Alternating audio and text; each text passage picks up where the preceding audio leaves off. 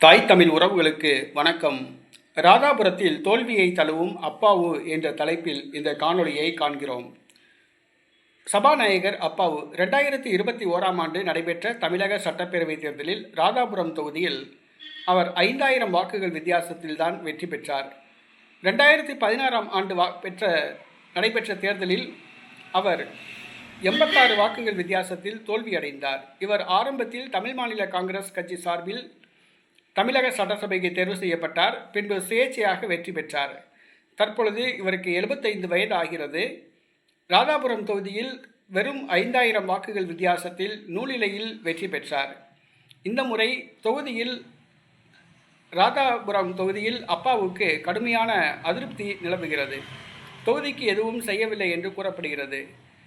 மேலும் இவர் சபாநாயகர் போன்றே செயல்படவில்லை, சாதாரண அரசியல்வாதி போன்று செயல்படுகிறார்.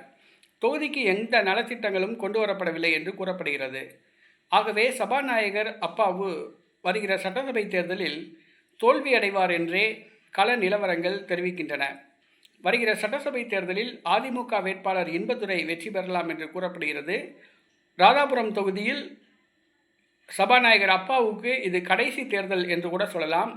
ஆனால் இந்த தேர்தலில் அவருக்கு வெற்றி பெறுவதற்கு வாய்ப்பில்லை, தோல்வி அடைவதற்கே வாய்ப்புகள் உள்ளதாக கூறப்படுகிறது. இது திமுக வட்டாரத்தில் பரபரப்பை ஏற்படுத்தியுள்ளது.